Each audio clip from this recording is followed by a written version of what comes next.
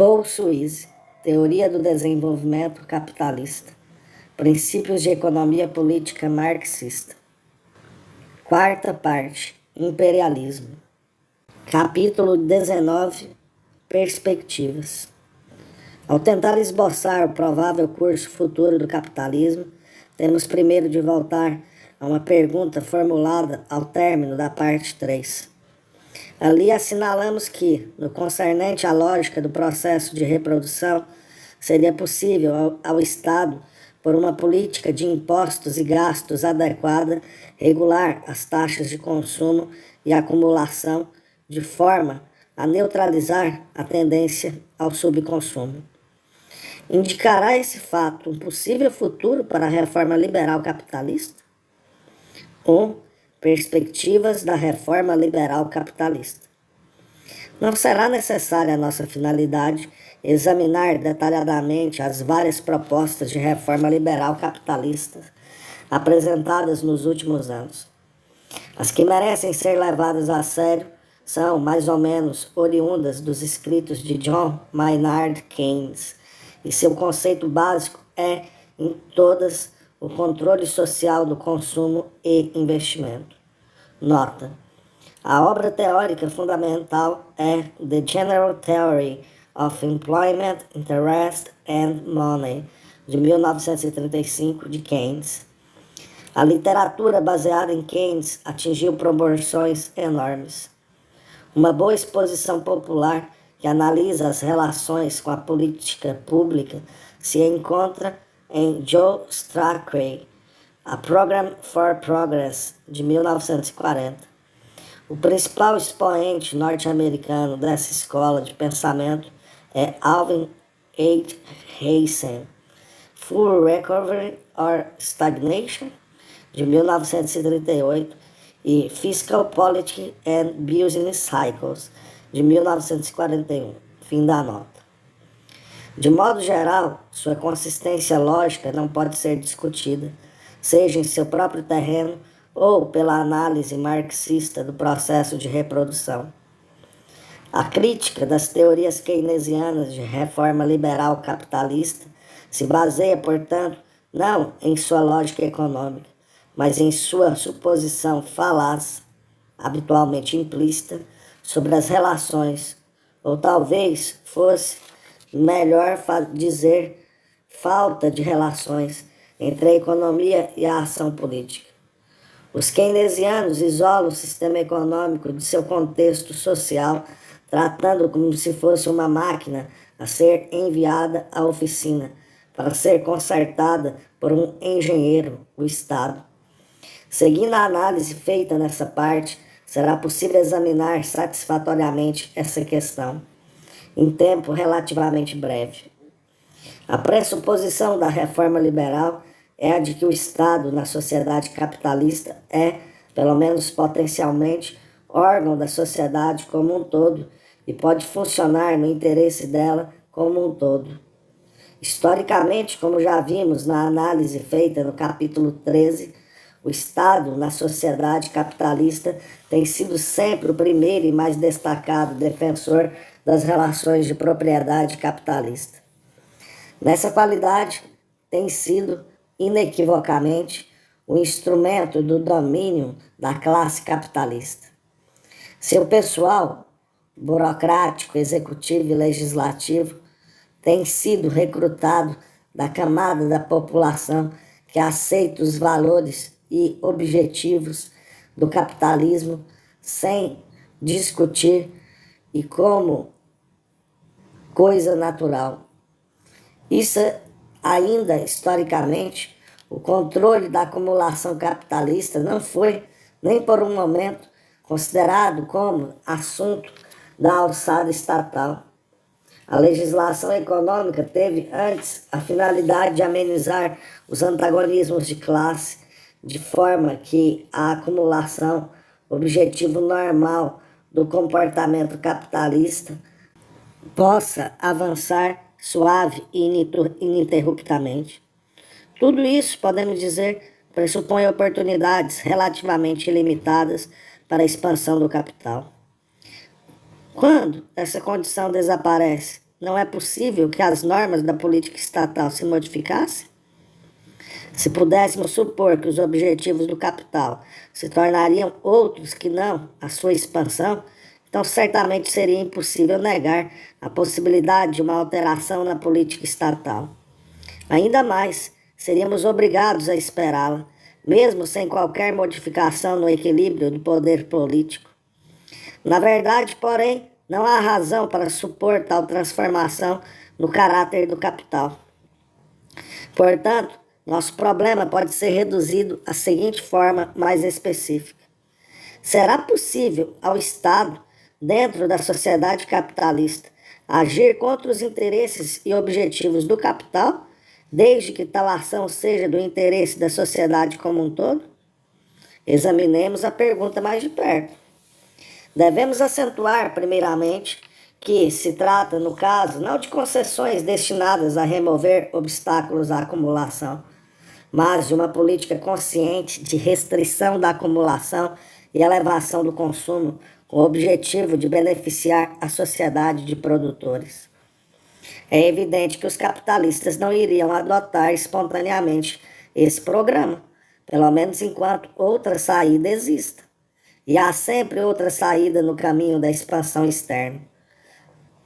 Como Lenin perguntou, abre aspas, onde, exceto na imaginação dos reformistas sentimentais, são os trouxas capazes de se interessarem pelas condições das massas, ao invés da conquista de colônias? Fecha aspas. Enquanto essa pergunta não for satisfatoriamente respondida, devemos continuar a supor que o capital monopolizador preferirá, se puder escolher, a expansão imperialista à reforma interna. Além disso, devemos supor que o capital monopolizador e seus representantes políticos se oporão ativamente a qualquer movimento destinado a um programa de reforma liberal. Quais serão, então, os defensores da reforma liberal? E como se colocarão em posição de levar à prática seu programa? Certamente não os capitalistas e seus representantes, que já dominam posições estratégicas. Seu poder político deve, pelo contrário, ser discretamente reduzido a proporções insignificantes. Aparentemente, torna-se necessário um partido de massas dedicado à reforma e que possa atender às seguintes condições: a. Manter-se rigorosamente livre da influência capitalista, não apenas por algum tempo, mas permanentemente. B. Adquirir poder e eliminar os capitalistas e seus representantes, pelo menos de todas as posições críticas no aparato estatal, e isso por processos não revolucionários. E C. Estabelecer sua posição firmemente, deixando claro que qualquer resistência pelos capitalistas na esfera econômica seria inútil. Em suma, não só a aparência, mas também a realidade do poder político deve, de alguma forma, cair nas mãos do Partido Reformista e nelas permanecer. Os capitalistas devem ser colocados na situação de conservar sua posição na economia exclusivamente com a condição de se comportarem bem. Não há dúvida de que um partido nessa situação poderia passar sem mais delonga a completa eliminação dos capitalistas e a instalação de um sistema de produção planificada de valores de uso. Além disso, como supomos que seu interesse será antes o bem-estar geral do que a proteção do capitalismo como tal, não parece haver razão pela qual, de fato, essa medida final não seja tomada na trilha da reforma econômica. As condições esboçadas no parágrafo anterior parecerão, sem dúvida, muito exageradas aos proponentes da reforma liberal. Julgando, porém, pelos dados históricos, podemos dizer confiantemente que não exageramos.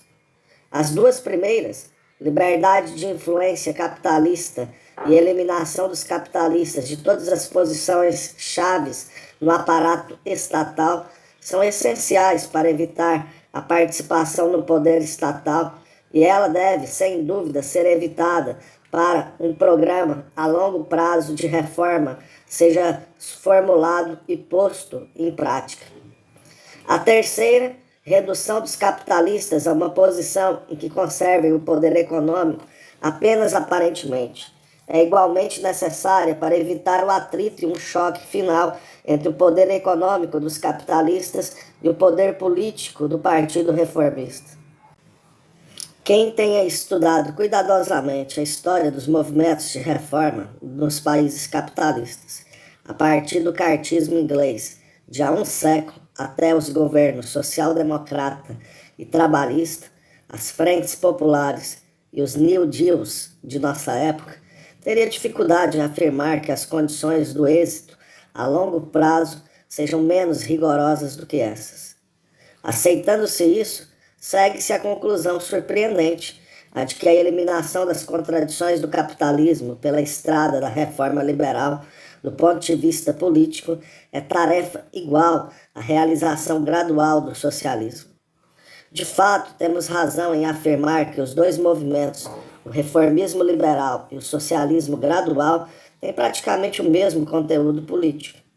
Em comparação, a diferença de objetivo final é questão de importância nitidamente secundária. Se a experiência mostra as condições necessárias a um movimento de reforma bem-sucedido, também indica de forma clara a impossibilidade de seu atendimento. A ascensão ao poder de um partido político do tipo em questão só é concebível no mundo abstrato, do qual o poder social e político do capital foi afastado. No mundo da realidade, porém, o capital conserva as posições estratégicas. Dinheiro, prestígio social, burocracia e forças armadas, canais de comunicação pública, tudo isso é controlado pelo capital e são e continuarão sendo usados ao máximo para manter a posição do capital. Os movimentos de reforma nascem e crescem numa sociedade dominada material e ideologicamente pelo capital. Se eles aceitam tal sociedade, embora provisoriamente, como imaginam, têm de tentar conviver com ela e são então inevitavelmente engolidos. Os líderes ambiciosos são corrompidos com facilidade. Do ponto de vista de seus objetivos proclamados, os adeptos em potencial são afastados pela intimidação ou propaganda. Em consequência, temos o que bem poderíamos chamar de característica destacada de todos os movimentos de reforma: a troca progressiva dos princípios pela respeitabilidade e pelos votos. O resultado não é a reforma do capitalismo, mas a bancarrota da reforma. Isso não é nem um acidente, nem um indício da imoralidade da natureza humana. É a lei da política capitalista. O domínio do capital, sem dúvida, estaria seguro se não fosse ameaçado por nenhum movimento mais perigoso do que o reformista, de orientação liberal ou socialista. Mas isso, de certo, não ocorre. O inimigo realmente mortal do capitalismo é seu próprio caráter contraditório. Abre aspas, a verdadeira barreira da produção capitalista é o próprio capital. Fecha aspas, Marx, O Capital, volume 3. Ao procurar uma saída para as dificuldades que ele mesmo criou, o capital mergulha o mundo numa crise após outra, liberando finalmente a forças que já não pode controlar. A perspectiva certamente não é agradável, mas em nossa sessão final procuraremos mostrar um aspecto menos sombrio para os que tiverem interesse em vê-lo. 2. Declínio do capitalismo mundial. Nossa análise do imperialismo deve ter deixado claro que o curso do capitalismo, em sua última fase, não pode ser considerado como problema de um sistema fechado ou de um grupo de países individuais. Toda nação capitalista é parte de um sistema mundial, e para cada uma, e portanto para o sistema em seu todo, a consideração restritiva é a interação das pressões internas e externas. Expressa esquematicamente, a contradição interna básica da produção capitalista leva à expansão externa e ao conflito. Este, por sua vez, leva a uma reestruturação do campo interno que, ora aqui, ora ali, libera as forças de uma nova ordem mundial, socialismo. No que se relaciona com qualquer país isolado, não há, pelo menos até agora, razão para supor que o nascimento do socialismo possa ser um processo gradual ou pacífico. Até agora, o socialismo tem surgido como resultado de uma derrubada revolucionária e só tem estabelecido sua posição após uma cruenta guerra civil desfechada pelos seus inimigos. Esse fato indubitável pode facilmente dar origem a um quadro supermecânico e, portanto, falso do provável futuro do processo de declínio capitalista. Devemos insistir novamente que tratamos com um processo de âmbito mundial. Embora a transição do capitalismo ao socialismo num único país possa ser, na sua fase decisiva, súbita, tal não será o caso na escala mundial. Do ponto de vista mundial, a transição bem pode ser longa e gradual e pode passar por várias fases, bem diferentes entre si. É esse problema que nos interessa principalmente nestas observações conclusivas. Antes da Revolução Russa de 1917, os marxistas supunham, geralmente, embora sem muito exame explícito do problema, que a Revolução Socialista ocorreria mais ou menos simultaneamente, pelo menos em todos os países capitalistas europeus adiantados. Essa opinião continuou a predominar nos tormentosos anos do pós-guerra, quando parecia possível que a Revolução tivesse êxito na Europa Central, particularmente na Alemanha, e dali se generalizasse ao resto do continente. Depois que a onda revolucionária se aquietou, porém, e a estabilização temporária do capitalismo passou a ser fato consumado, mais ou menos em fins de 1923, o problema teve de ser reexaminado com urgência. Os socialistas só se puderam manter no poder na Rússia.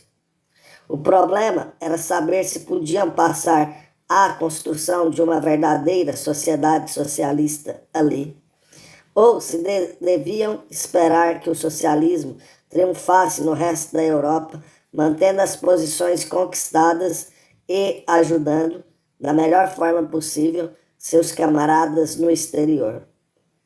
Foi esse o cenário do famoso debate Socialismo num País, que recebeu tanta atenção do Partido Comunista Russo no ano de 1924. Havia duas correntes de pensamento. Uma, que tinha em Trotsky seu principal porta-voz, sustentava a opinião tradicional de que o socialismo só podia triunfar numa escala internacional. A outra, liderada por Stalin, defendia a posição de que era possível construir uma sociedade socialista apenas num país, e mesmo um país tão tecnicamente atrasado e pobre como a Rússia. No que se limita à política russa, o debate foi definitivamente resolvido a favor de Stalin no 14º Congresso do Partido Comunista da União Soviética, realizado em meados de 1925. A política que mais tarde se desenvolveu nos planos quinquenais e na coletivização da agricultura foi realmente decidida nessa época. Para nós, é importante examinar um pouco mais detalhadamente os argumentos apresentados por Stalin em seu debate, pois se relacionam diretamente com o problema em discussão. O processo de declínio capitalista em escala mundial. Em 1926, Stalin fez uma revisão do debate sobre o socialismo num país. A questão fundamental, disse ele, deve ser dividida em duas partes distintas. Abre aspas. Em primeiro lugar, temos a pergunta: pode o socialismo ser estabelecido apenas num país e apenas pela força desse país, sem outro auxílio? A resposta deve ser afirmativa. Temos então a pergunta: pode um país em que a ditadura do proletariado foi estabelecida considerar-se inteiramente salvo da intervenção estrangeira e da consequente restauração do antigo regime, a menos que a revolução tenha sido vitoriosa em vários outros países? A resposta deve ser negativa, fecha aspas. Citação de Leninismo, edição internacional, Publisher, Nova York, 1928. Trata-se de uma coletânea de escritos e discursos de Stalin até 1926. A citação é tirada de Problemas do Leninismo, datado de 25 de janeiro de 1926. Em suma, o socialismo pode ser estabelecido num país, mas sua permanência só é assegurada quando vencedor em escala internacional. Essa solução do problema, veremos, teve o efeito de estabelecer uma tarefa para o socialismo russo, sem diminuir seu interesse pelo estabelecimento do socialismo em outros países. O curso provável da Revolução Mundial continua uma das preocupações vitais dos bolchevistas. Portanto, não é de surpreender que a questão constituísse, por assim dizer, um ramo do problema do socialismo num só país. Num trabalho datado de 1924, nota A Revolução de Outubro e a Tática dos Comunistas Russos. Prefácio à obra intitulada Toward October, transcrito em Leninismo, páginas 179 a 218. Fim da nota. Stalin expôs sua opinião sobre o caminho do socialismo mundial. Em primeiro lugar, afirmava, a Revolução Russa tornou necessária uma revisão da antiga opinião sobre o assunto. Abre aspas. Os caminhos que levam à Revolução Mundial não são tão retos como pareciam nos dias idos, em que ainda não ocorrera nenhuma vitória da Revolução e quando o imperialismo, a toda vela, ainda predominava. Um novo fator surge no cenário. As variações na taxa de desenvolvimento dos países capitalistas, nas condições criadas por um imperialismo desenvolvido, condições que levam inevitavelmente a guerras, ao enfraquecimento geral da frente capitalista e à possibilidade de conquistar a vitória para o socialismo nos países individualmente. Fecha aspas. Leninismo. Stalin. A velha noção de que, abre aspas, a revolução se desenvolveria pelo amadurecimento regular dos elementos do socialismo e de que os países mais desenvolvidos, mais avançados, tomariam a liderança, fecha aspas, teve de ser abandonada. Ao invés dela, os antagonismos profundos entre as potências capitalistas, entre essas potências e suas colônias, e finalmente entre o mundo imperialista e a União Soviética, abriram uma nova perspectiva, abre aspas. O mais provável é desenvolver-se a Revolução Mundial de tal modo, em alguns países, que eles se afastem do grupo de países imperialistas e que o proletariado de tais nações seja apoiado nisso pelo proletariado dos estados imperialistas. Além disso, o desenvolvimento mesmo da Revolução Mundial, o processo mesmo de separar um certo número de países dos estados imperialistas, será mais rápido e mais completo, pois o socialismo terá lançado raízes no primeiro país vitorioso e na proporção em que esse país se tiver transformado na base de onde poderá proceder a Revolução Mundial, na proporção em que esse país se tiver transformado na alavanca que fará oscilar toda a estrutura do imperialismo. Fecha aspas, Stalin, Leninismo. Qual curso provável dessa evolução subsequente? Na opinião de Stalin, abre aspas, é mais do que provável que, no curso do desenvolvimento da Revolução Mundial, comecem a existir, lado a lado com os focos do imperialismo nos vários países capitalistas e com os sistemas desses países em todo o mundo, focos de socialismo em vários países soviéticos e um sistema desses focos por todo o mundo. Como resultado dessa evolução, haverá uma luta entre os sistemas rivais e sua história será a história da Revolução Mundial. Fecha aspas. Stalin, Leninismo. E, finalmente, a Revolução Russa é analisada nos seguintes termos. Abre aspas. A significação mundial da Revolução de Outubro não está apenas no fato de ter sido o primeiro passo tomado por um país para esmagar o imperialismo, que tenha provado a existência da primeira ilha de socialismo no mar de imperialismo, mas também pelo fato de que a Revolução de Outubro é a primeira fase na Revolução Mundial e estabeleceu uma base poderosa de onde a Revolução Mundial pode continuar a se desenvolver. Fecha aspas. Essa análise vai consideravelmente além do pensamento marxista anterior sobre os aspectos mais amplos da transição do capitalismo para o socialismo. Ao invés da insustentável hipótese de uma única revolução internacional, temos aqui o quadro de uma série de revoluções em vários países, construindo, passo a passo, um sistema socialista mundial capaz de enfrentar o capitalismo mundial, pelo menos em termos de igualdade. O processo culmina numa luta final entre os dois sistemas rivais, da qual o socialismo sai como único senhor do campo. É lógico indagar se essa teoria não é excessivamente esquemática. Quanto às suas linhas mestras, não difere das conclusões a que chegamos no capítulo 17, ou seja, de que o socialismo cresce lado a lado com o imperialismo e gradualmente se expande a expensas deste.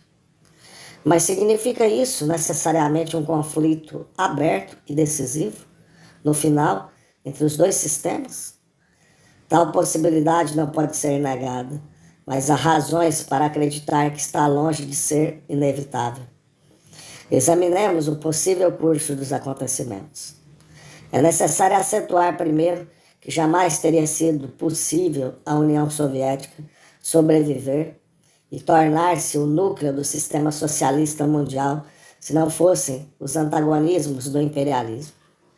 Tais antagonismos são, como sabemos, de três tipos: conflitos de classes internos, rivalidades intercapitalistas e antagonismo entre as nações adiantadas e os países atrasados ou coloniais.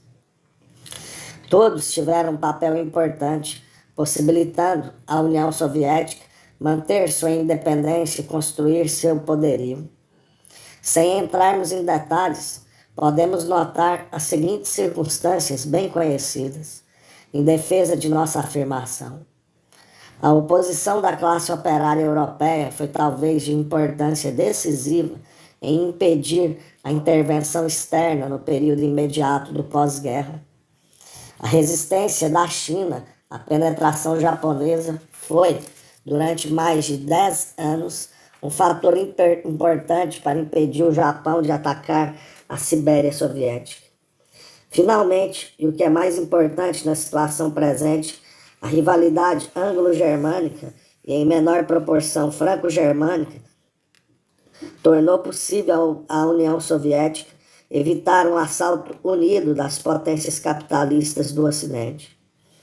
Em suma, explorando as brechas na estrutura do imperialismo mundial, a União Soviética conseguiu manter-se viva como centro do socialismo, apesar de sua indubitável inferioridade econômica e militar. Não, é certo que ela tenha escapado à intervenção.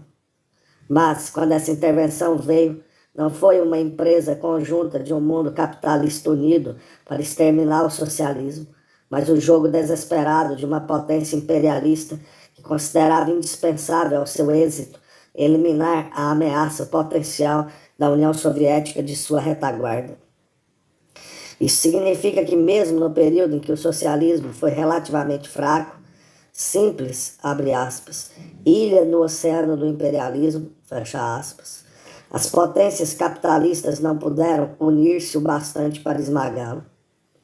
Surge, então, a pergunta: quando o núcleo socialista tiver crescido em força e tamanho, poderão as potências capitalistas eliminar as diferenças entre si, internas e externas, para o encontro final entre os dois sistemas mundiais? É uma pergunta crucial. Podemos dizer, e não sem justificação, que até então a fraqueza do socialismo fora uma fonte de proteção. Enquanto o socialismo foi apenas uma ilha no oceano do imperialismo, não exerceu uma influência decisiva sobre a estrutura dele. O antagonismo entre socialismo e imperialismo como um todo era obscurecido pelos antagonismos entre os próprios imperialistas. Surgiu assim a oportunidade para o socialismo explorar em seu proveito essas dissensões, sem pôr em risco sua existência. Tudo isso é claro. Além do mais, à medida que o socialismo cresce em extensão e poder, influi mais fortemente sobre a estrutura do imperialismo. Mas aqui torna-se possível uma divergência de opinião. O crescimento do socialismo terá o efeito de consolidar ou de desintegrar o imperialismo? No primeiro caso, o prognóstico de Stalin se justificará. Os antagonismos interimperialistas declinarão de importância e o conflito entre socialismo e imperialismo se imporá, levando finalmente a uma luta pela supremacia mundial. Se, ao contrário, o crescimento do socialismo tiver um efeito desintegrador sobre o imperialismo, a questão será totalmente diversa. Nesse caso, os obstáculos à expansão do socialismo serão minados pelo processo mesmo de expansão. O imperialismo, em retirada, pode, aqui e ali, travar lutas de retaguarda, mas jamais poderá consolidar sua força, cada vez mais reduzida, para uma batalha final e decisiva. É difícil dizer qual das duas soluções é a mais provável, principalmente porque há tendências operando em ambas as direções ao mesmo tempo. De um lado, a rivalidade entre as potências imperialistas será, com toda a probabilidade, amenizada pelo crescimento do socialismo. Mas, do outro lado, os conflitos de classes internos e os antagonismos entre os países adiantados e os coloniais se intensificarão. A existência dessas tendências contraditórias dentro da estrutura do imperialismo não é questão conjuntural.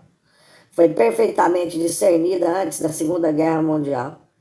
A pacificação, que foi política dos elementos poderosos nas classes dominantes de todas as nações capitalistas, representou fundamentalmente uma tentativa de afastar os conflitos interimperialistas, pelo menos provisoriamente, a favor de uma campanha conjunta contra a União Soviética. Não é possível duvidar que o crescimento do socialismo, durante e depois da guerra, contribuirá para o fortalecimento dos defensores dessa política, embora naturalmente sua forma no futuro não seja idêntica à forma que tinha antes da Segunda Guerra Mundial. Por outro lado, há uma forte evidência de que a existência da União Soviética e sua política anti-imperialista exerceram um forte efeito desintegrante na coesão da estrutura total do imperialismo, fato que se pode ver mais claramente no crescimento dos movimentos nacionalistas e socialistas na China e Índia, países que não será exagerado dizer que constituíram o centro da moderna exploração colonial. Seria impossível negar que essa tendência se fortalecerá com o crescimento do socialismo. Isso ocorrerá principalmente se algum dos países adiantados da Europa Ocidental se tornar socialista, pois teria então enorme influência sobre a classe operária de todos os outros países ocidentais. Embora seja certamente impossível falar com segurança sobre o resultado de um processo em que tantos elementos variáveis influem, não obstante, parece provável que os efeitos desintegradores que sobre o imperialismo terá o crescimento do socialismo serão maiores que os efeitos de consolidação. Se assim for, a Segunda Guerra Mundial poderá ser também a última. Pode ocorrer que o imperialismo tenha sofrido um golpe mortal, do qual não se recupere para atear chamas ao mundo novamente. Para não julgarmos que se trata de uma perspectiva totalmente fantástica, podemos concluir traçando um possível, seria difícil dizer provável, quadro do curso dos acontecimentos que justificaria nossa teoria. Partimos da suposição de uma derrota militar do fascismo alemão. Esse acontecimento seria seguido do colapso do domínio capitalista e da vitória do socialismo sobre parte substancial de todo o continente europeu, não apenas na Alemanha e países ocupados, mas também na França, Itália e Espanha. Não excluímos as tentativas de intervenção anglo-americana, mas parece difícil que tenham êxito. A oposição da classe trabalhadora britânica seria provavelmente um fator decisivo no caso. O socialismo teria então uma base inexpugnável do Atlântico ao Pacífico e incluiria os centros mais avançados da indústria fora dos Estados Unidos. Uma firme aliança com os países coloniais e semicoloniais da Ásia se seguiria, e a expulsão da influência imperialista, tanto japonesa como ocidental, do continente asiático seria apenas uma questão de tempo. O capitalismo japonês, que depende até certo ponto da expansão externa, não poderá sobreviver a tal golpe. A evolução de todo o Extremo Oriente, inclusive Índia, China e Japão, na direção do socialismo, estaria então assegurada, embora não se possa esperar que o processo fosse livre de conflitos internos. Enquanto isso, o que ocorreria com a Grã-Bretanha, as partes não asiáticas do Império Britânico e os Estados Unidos? Não é impossível que a própria Grã-Bretanha se torne socialista, juntamente com o resto da Europa Ocidental, da qual ela faz realmente parte. Suponhamos, porém, que o capitalismo consiga manter-se na Grã-Bretanha.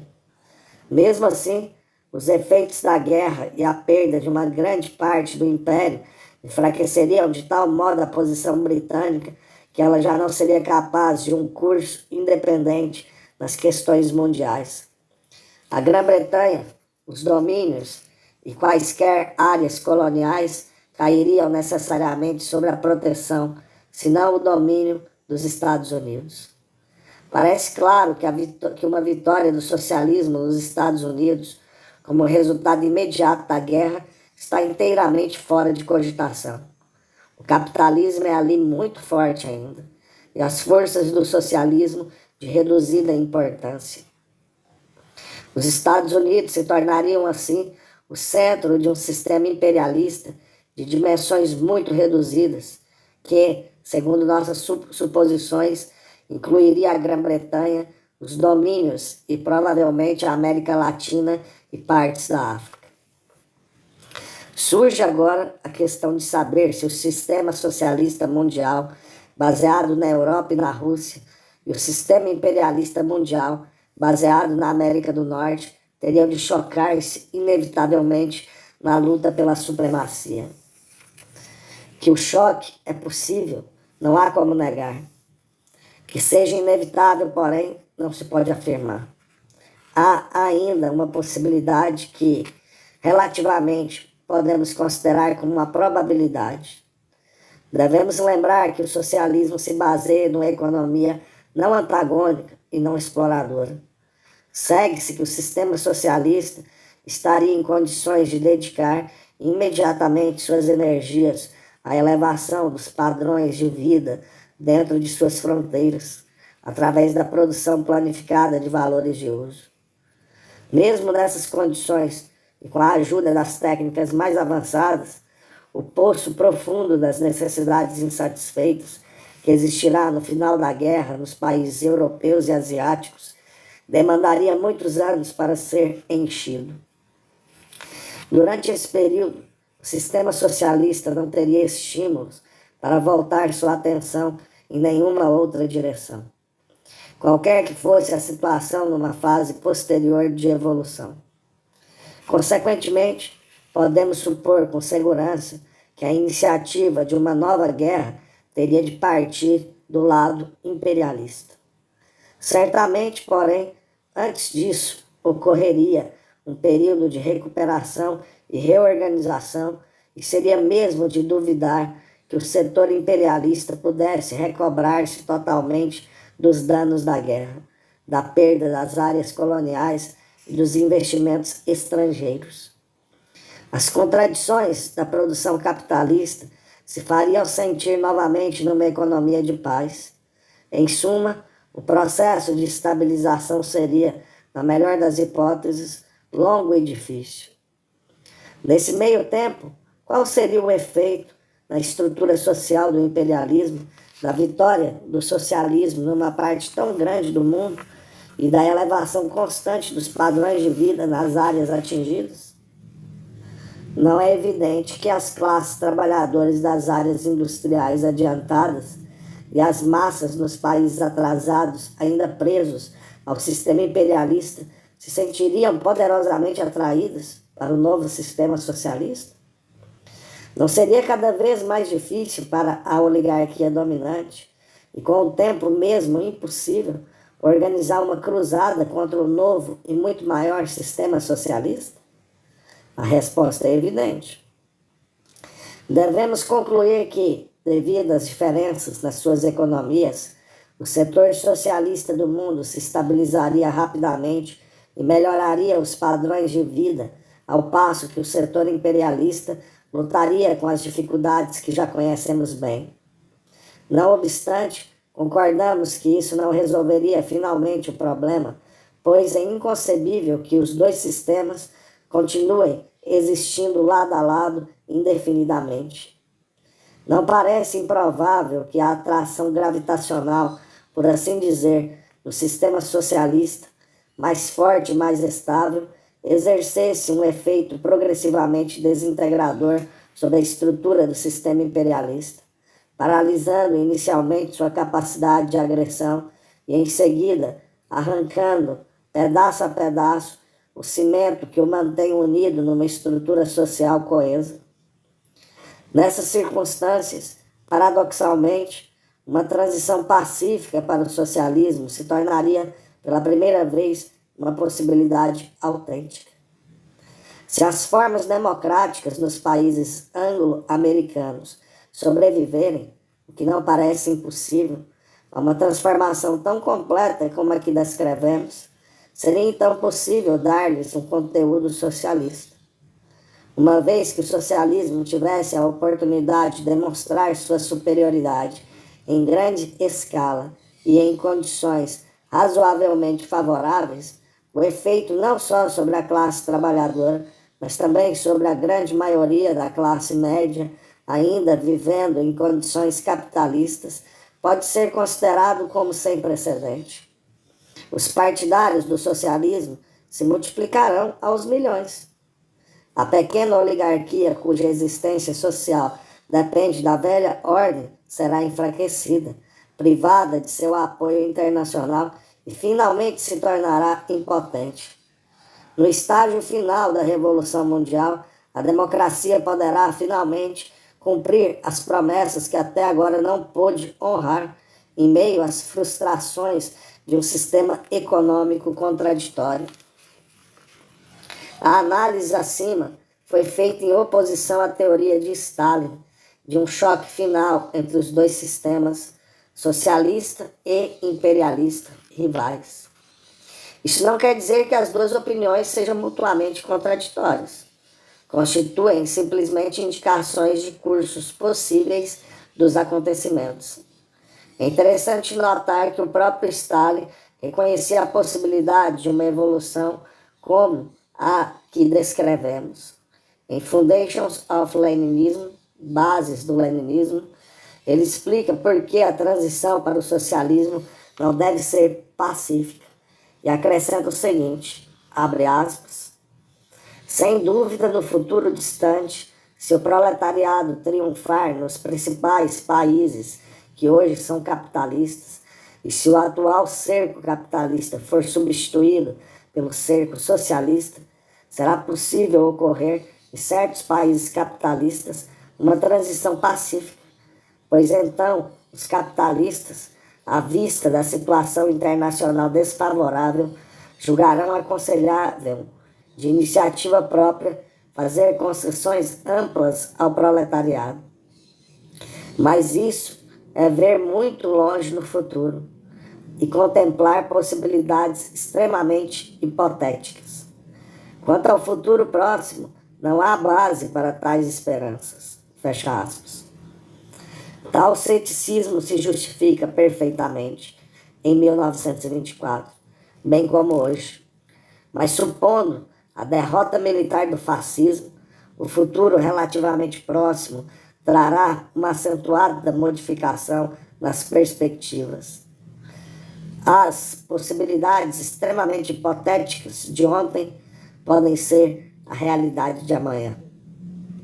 Nesse meio tempo, e a menos que as condições se modifiquem muito mais rapidamente do que parece provável entre o momento em que este livro é escrito e o momento em que for publicado, a grande maioria dos leitores, sem dúvida, julgará nossa análise remota e irreal, para não usar expressões mais fortes. As tendências subjacentes, porém, nem sempre se revelam à superfície. Não será necessário, entretanto, debater aqui a questão. De bom grado, deixamos ao futuro a sua decisão.